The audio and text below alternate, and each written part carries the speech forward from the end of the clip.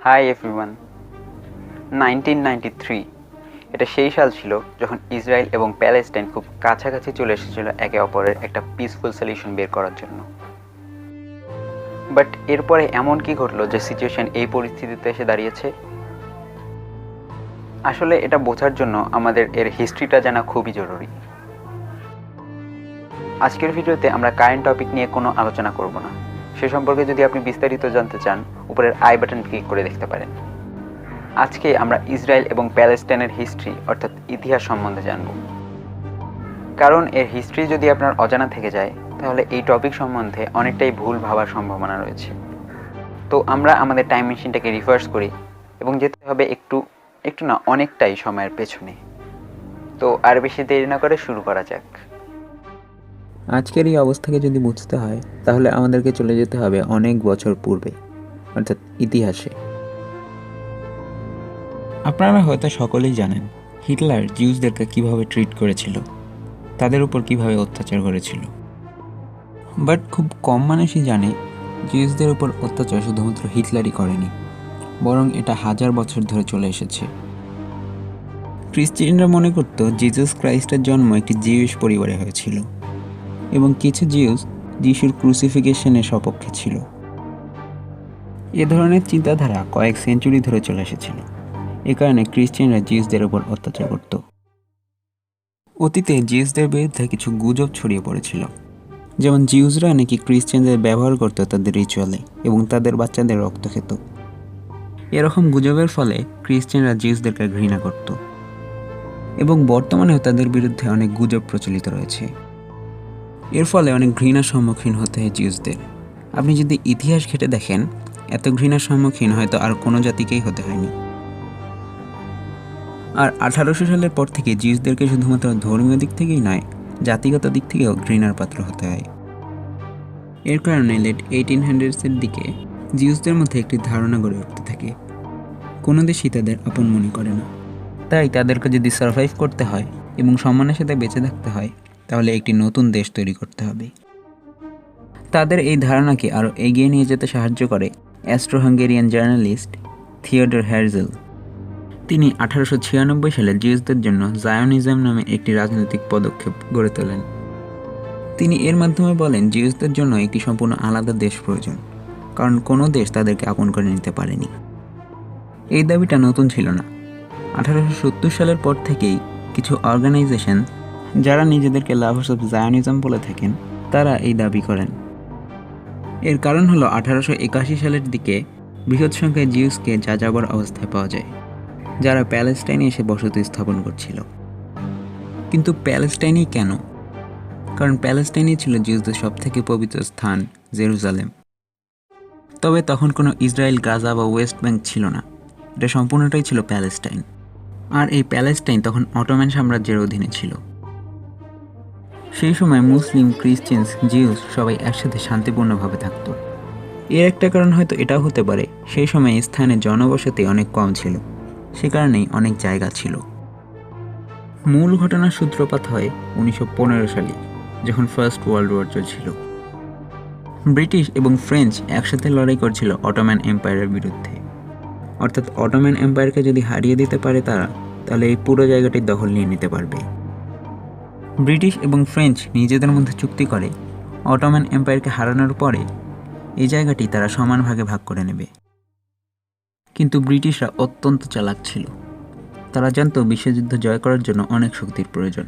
তার জন্য তারা অনেক শক্তির কাছে সাহায্য চায় এবং তাদেরকে নানা প্রতিশ্রুতি করে। ঠিক একইভাবে যেভাবে ব্রিটিশরা ভারতকে বলেছিল যদি ভারত তাদেরকে সাহায্য করে তাহলে তারা ভারতকে স্বাধীন করে দেবে।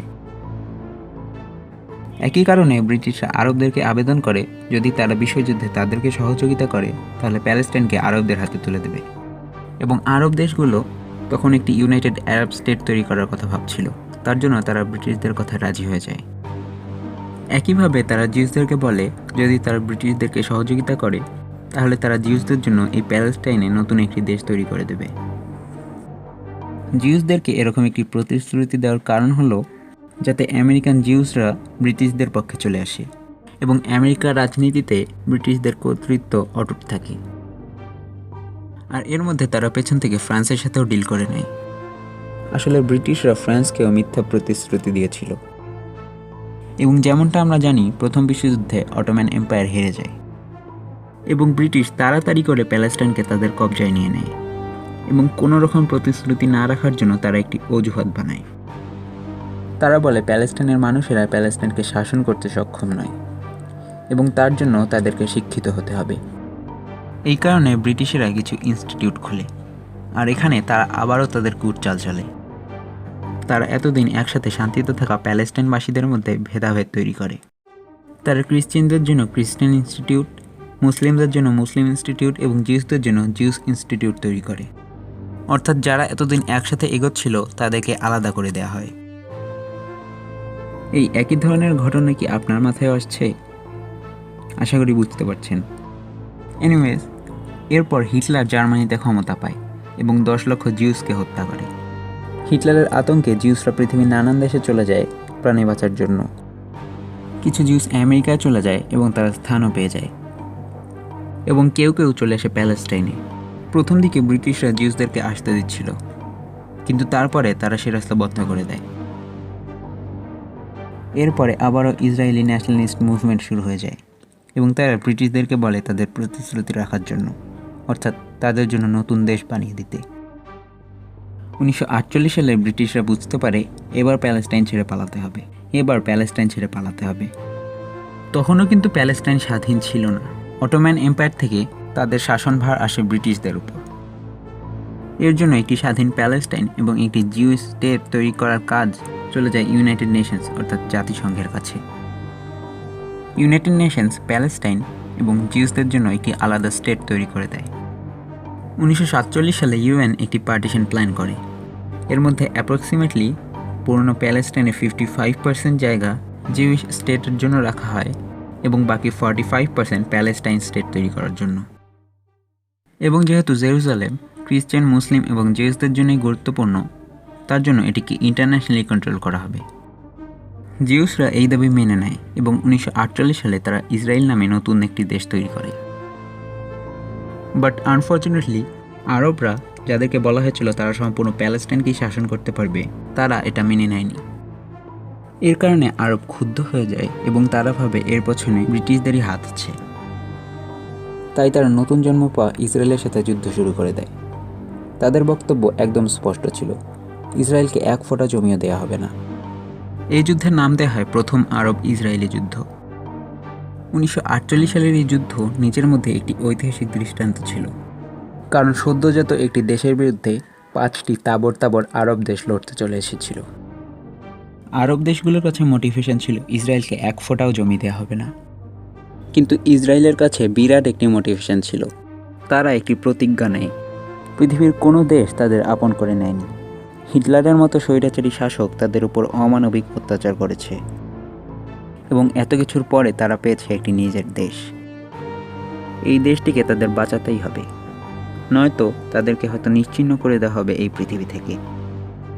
এর কারণে তারা মন প্রাণ দিয়ে এই যুদ্ধ লড়ে এবং আশ্চর্যের ব্যাপার হলো ইসরায়েল এই যুদ্ধ জিতেও যায়। এবং 1949 সালে এই যুদ্ধ শেষ হওয়ার পর দেখা যায় ইসরায়েলের তো কিছু হয়নি, ইসরায়েল প্যালেস্টাইনের কয়েকটি জায়গা দখল করে নিয়েছে এবং তারা ইউএনের পার্টিশন প্ল্যানকে অমান্য করেই প্যালেস্টাইনের জমিতে থাকতে শুরু করে। এবং গাজা স্ট্রিপ চলে যায় ইজিপ্টের কাছে এবং ওয়েস্ট ব্যাংক চলে যায় জর্ডানের কাছে। এর কারণে প্যালেস্টাইনের মানুষের কাছে আর কোনো জমি অবশিষ্ট থাকে না। এর কারণে প্যালেস্টাইনে বসবাস করা মানুষ রাতারাতি নিজেদের দেশে রিফিউজি হয়ে যায়। এই ঘটনাকে বলা হয় 1948 সালে প্যালেস্টাইনিয়ান এক্সোডাস। এরপর 1967 সালে আরব এবং ইসরায়েলের দ্বিতীয় যুদ্ধটি হয়। এই যুদ্ধটি চলে 6 দিন ধরে এবং এতেও জয়লাভ করে ইসরায়েল। এই যুদ্ধের উপরে ইসরায়েল গাজা এবং ওয়েস্ট ব্যাংক সহ ইজিপশিয়ান পেনিনসুলাও দখল করে নেয়। এরপরে প্যালেস্টাইনিয়ানস অর্থাৎ ফিলিস্তিনিরা নিজেদের দেশকে ফেরত চায় এবং গঠিত হয় প্যালেস্টাইন লিবারেশন অর্গানাইজেশন অর্থাৎ পিএলও। প্রথমে সিদ্ধান্ত হয় আর্মড স্ট্রাগলের মাধ্যমে নিজেদের দেশকে উদ্ধার করা হবে এবং ইসরায়েলকে পৃথিবীর মানচিত্র থেকে মুছে দেওয়া হবে। এর ফলে ইসরায়েল এবং ইউএসএ পিএলওকে টেররিস্ট অর্গানাইজেশন বলে আখ্যা দেয় 1973 সালে আরব এবং ইসরায়েলের মধ্যে তৃতীয় যুদ্ধটি হয়। এই যুদ্ধে তেমন কোনো বৈশিষ্ট্য ছিল না, কারণ এতে বেশি কিছু পরিবর্তন হয় না। এরপরে 1974 সালে পিএলওকে অফিসিয়ালি রেকগনাইজড করা হয় ইউনাইটেড নেশনস জেনারেল অ্যাসেম্বলি দ্বারা, আর এরাই সরকারিভাবে হয়ে ওঠে প্যালেস্টাইনবাসীদের অফিসিয়াল রিপ্রেজেন্টেটিভ। 1979 সালে ইসরায়েল এবং ইজিপ্ট অর্থাৎ মিশরের মধ্যে শান্তিপূর্ণ সম্পর্ক গড়ে ওঠে এবং তাদের মধ্যে পিস টক সাকসেসফুল হয়। মিশরই হয়ে ওঠে প্রথম আরব দেশ যারা ইসরায়েলকে অফিসিয়ালি রেকগনাইজ করেছে। এটা ইসরায়েলের জন্য একটি বিরাট বড় জয় ছিল, কারণ বাকি পৃথিবী তাদেরকে স্বীকৃতি দিলেও তার পার্শ্ববর্তী দেশ অর্থাৎ আরব দেশগুলো তাকে এখন স্বীকৃতি দেয়নি। এ কারণে তারা খুশি হয় এবং এই শান্তিপূর্ণ সম্পর্কের জন্য 1967 সালে ইজিপশিয়ান পেনিনসুলা, যেটা ইসরায়েল দখল করে রেখেছিল, সেটা আবার ইজিপ্টকে ফিরিয়ে দেওয়া হয়। এ কারণে ইজিপ্টের প্রাইম মিনিস্টার এবং ইসরায়েলের প্রাইম মিনিস্টারকে শান্তিতে নোবেল প্রাইজ দেওয়া হয়। কিন্তু দুঃখের ব্যাপার হলো, ইজিপ্টেরই কিছু রাইট উইং উগ্রবাদী দল তাদেরই প্রাইম মিনিস্টারকে 2 বছর পরে হত্যা করে দেয়। তাদের মতে তিনি কিভাবে ইসরায়েলকে স্বীকৃতি দিলেন এবং কিভাবে বা তাদের সাথে শান্তিপূর্ণ সম্পর্কে গেলেন, সেজন্য তাকে অ্যাসাসিনেট করে দেওয়া হয়। কিন্তু এদিকে 1967 থেকে 1980 সাল পর্যন্ত ইসরায়েল গাজা স্ট্রিপ এবং ওয়েস্ট ব্যাংক দখল করে রেখেছিল, এবং এই সময় কিছু ইসরায়েলি ওয়েস্ট ব্যাংকে গিয়ে থাকতেও শুরু করে, যাদেরকে Israel Sarkar directly or indirectly support করছিল। কিন্তু পার্টিশন প্ল্যান অনুযায়ী এই স্থানের ওপর ইসরায়েলের কোনো অধিকার নেই, তারা বেআইনিভাবে সেখানে থাকছিল, কারণ এই স্থানটি প্যালেস্টাইনের অংশ। 1992 সালে ইসরায়েল একটি অনেক ভালো প্রাইম মিনিস্টার পায়, যার নাম ছিল ইৎজাক রাবিন। তিনি প্রথম প্যালেস্টাইন লিবারেশন অর্গানাইজেশন পিএলওকে স্বীকৃতি দেন এবং তাদেরকে টেররিস্ট অর্গানাইজেশন বলে আখ্যা দেন না। নট অনলি দ্যাট, তিনি আরও বলেন এই অর্গানাইজেশন শুধুমাত্র তাদের দেশকে ফেরত চায় এবং তাদের দেশকে ফেরত দেওয়াও উচিত। এই কারণে ইসরায়েল প্যালেস্টাইন লিবারেশন অর্গানাইজেশনকে সমর্থন করে। ইন রিটার্ন পিএলও ইসরায়েলকে রেকগনাইজ করে। 1994 সালে প্রথমবার ইসরায়েল এবং প্যালেস্টাইনের প্রাইম মিনিস্টার একসাথে পিসফুলি কথা বলে এবং কথা হয় কিভাবে তারা দেশের ভাগ করবে। এরপরই 1994 সালেই প্যালেস্টাইন নিজেদের সরকার গঠন করে, যার নাম দেওয়া হয় প্যালেস্টাইন ন্যাশনাল অথরিটি PNA। এবং যেহেতু কিছু ইসরায়েলিরা ওয়েস্ট ব্যাংকে থাকতো, অর্থাৎ এই ওয়েস্ট ব্যাংকে বোথ ইসরায়েলি এবং প্যালেস্টাইনিয়ানরা থাকতো, সে কারণে এই রিজনটিকে 3 ভাগে ভাগ করা হয়, part A, B and C। Part A K Palestine Sarkar control করবে, পার্ট B কে প্যালেস্টাইন সরকার এবং ইসরায়েল সরকার উভয়ই কন্ট্রোল করবে, এবং পার্ট C কে ইসরায়েল সরকার কন্ট্রোল করবে।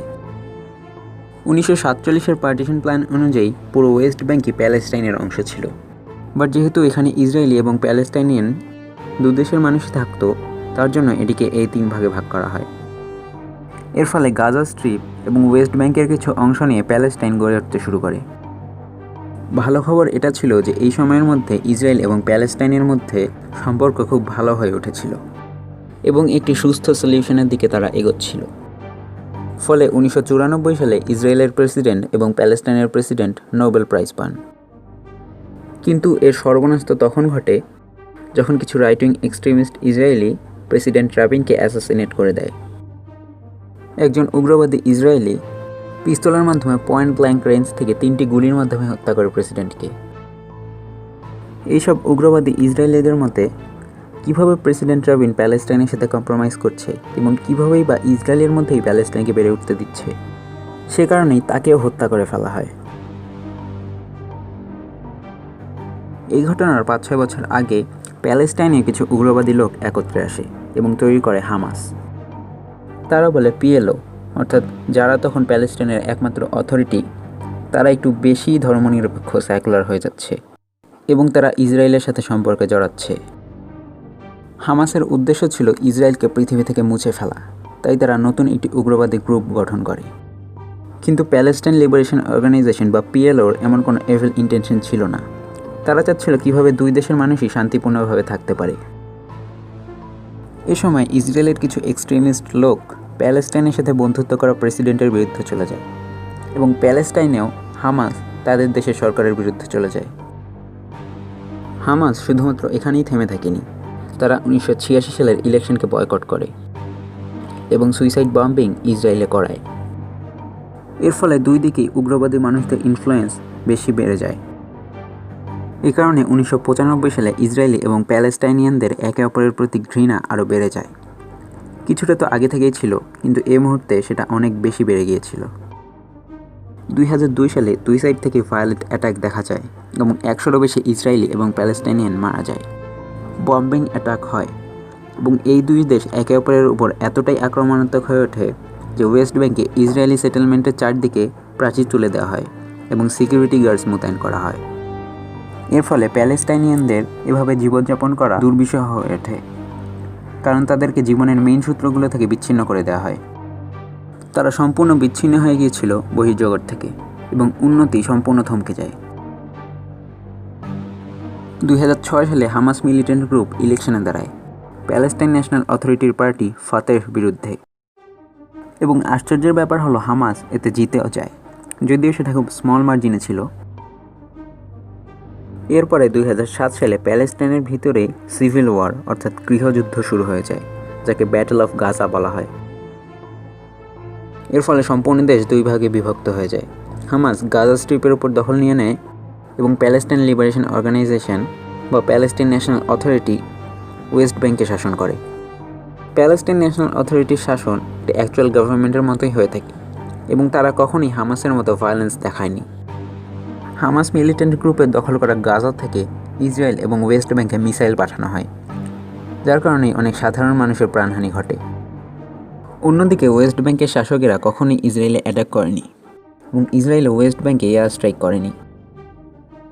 এটাই হলো ইসরায়েল প্যালেস্টাইন কনফ্লিক্টের ইতিহাস। ইন্টারন্যাশনাল অবজারভার্সদের মতে 2-স্টেট সলিউশন এখনও পসিবল, অর্থাৎ 1947-এর পার্টিশন প্ল্যান অনুযায়ী কিংবা 1994 সালে ইসরায়েল এবং প্যালেস্টাইনের সরকার দ্বারা ঠিক করা প্ল্যান অনুযায়ী এই দুটি দেশ আবারও গড়ে উঠতে পারে। আবার অনেকের মতে ইসরায়েল এবং প্যালেস্টাইনকে এক করে একটি সেকুলার স্টেট তৈরি করাও পসিবল। এটা ঠিক যে আরব এবং ব্রিটিশরা ইসরায়েল প্যালেস্টাইনকে নিয়ে খারাপ রাজনৈতিক দিক প্রদর্শন করেছে, বাট এই কনফ্লিক্টের জন্য অনেক সাধারণ মানুষের প্রাণ চলে যাচ্ছে। ইসরায়েলকে এটা ভুললে চলবে না, প্যালেস্টাইনিয়ানরা নিজেদের দেশে রেফিউজির মতো থাকছে, এবং প্যালেস্টাইনকে ওটা ভুললে চলবে না যে জিউসদের থাকার জন্য শুধুমাত্র একটি দেশ রয়েছে। তারা যদি দুটি দেশ হিসেবে একসাথেও থাকে তবুও শান্তিপূর্ণভাবে থাকা পসিবল, এবং এর অনেকগুলো এক্সাম্পল আমাদের পৃথিবীতেই রয়েছে।